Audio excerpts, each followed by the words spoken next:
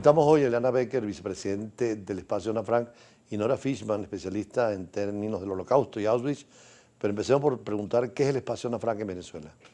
Espacio Ana Frank es una organización sin fines de lucro que comenzó en 1906 con un grupo de venezolanos de diferentes credos y culturas y promueve la coexistencia a través de la solidaridad, del respeto mutuo, respeto al diferente, la responsabilidad individual y colectiva y sobre todo la valentía moral. ¿Por qué el nombre Ana Frank escogido para este instituto, para este centro?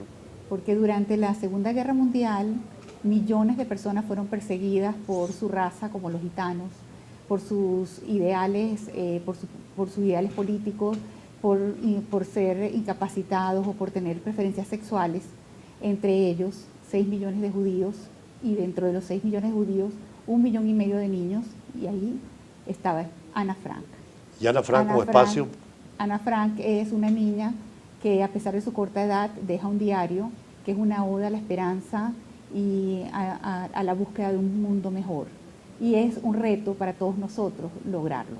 El espacio Ana Frank, Nora Fishman, significa en Venezuela, igual que en otros países, entre otras cosas, con actividades en este día tan importante de Naciones Unidas de conmemoración del Holocausto. Sí, se hace una actividad muy importante para la que se prepara prácticamente desde el mes de septiembre, agosto del año anterior, en donde se llama In Memoriam. En este In Memoriam se escoge un tema, se escoge a una persona judía, porque realmente el Holocausto o la Shoah, si bien es cierto que tocó a otros grupos de seres humanos, a los judíos fue a los que más afectó.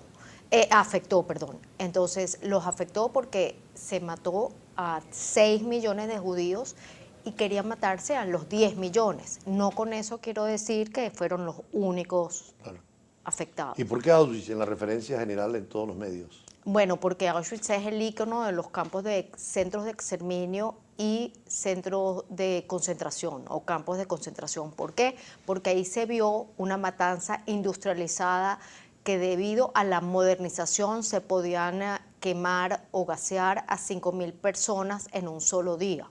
Entonces eso fue el perfeccionamiento de la matanza que hicieron los nazis durante la Segunda Guerra Mundial de los judíos. Como vicepresidente de Espacio Ana Frank, ustedes organizan siempre actividades en esta oportunidad. ¿Qué tenemos para este fin de semana? Bueno, organizamos actividades no solamente para el fin de semana, sino para todo el mes de febrero. Y en muchos de nuestros programas siempre está tocado el tema. Una de las cosas importantes de la fecha es que se escoge esa fecha porque es el día de la liberación del campo de exterminio, y entonces el trabajo no es solamente conocer la historia, sino responsabilizarse por la libertad. O sea, la libertad conlleva a una responsabilidad. Y es por eso que es tan importante tomar esta fecha, no solo para estudiar el pasado, sino para responsabilizarnos para el futuro. ¿Y esta actividad en Venezuela en qué consiste? Bueno, tenemos una película que viene de Los Ángeles, que se va a presentar de forma gratuita en la Concha Acústica de Bellomonte a las 5:30 este sábado, y el domingo en 21 salas del país de forma gratuita también a las 2 de la tarde. Tienes que escoger el cine que más te convenga y vas a poder conseguir los boletos. ¿Por qué la importancia, Nora Fishman, de esta película? Esta película, para mí, y creo que así debe analizarse, es la valentía moral que tuvieron un grupo de judíos para escribir en el momento presente, que fue el momento del gueto de Varsovia.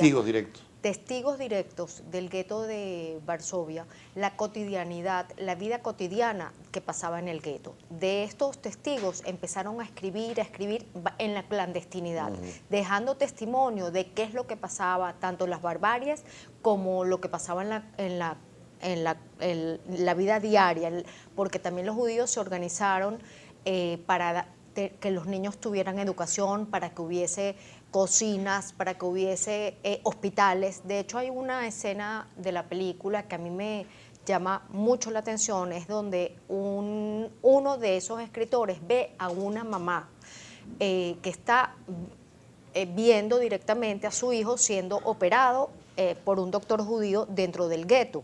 Y entonces él se pregunta, pero ¿para qué operarlo si de todas maneras se va a morir? Y él lo único que pensaba en ese momento era en el hambre. El proceso de los guetos, o sea, del encerrar a judíos en espacios muy pequeños, como si eso está en el corto. Y hacinados también.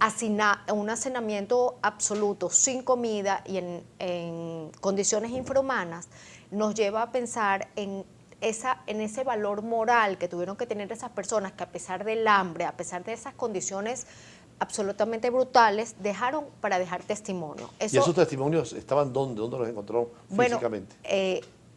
Estaban escondidos dentro del gueto de Varsovia, nada más se encontraron dos, y lo importante es que del grupo de personas que escribió los testimonios, nada más sobrevivieron dos, y de esos dos, nada más uno sabía dónde estaban enterrados los testimonios.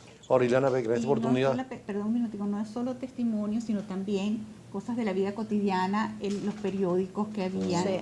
fotografías, diarios, gente que dejó su testimonio, porque sus experiencias, sus álbumes de fotos, porque ya sabían que su futuro era que iban a morir. Vamos a un corte a cumplir compromisos comerciales y seguimos con la señora Ileana Becker, vicepresidente de Espacio Ana Frank, y Nora Fishman, especialista en Auschwitz precisamente. Ya regresamos. No hemos dicho el nombre de...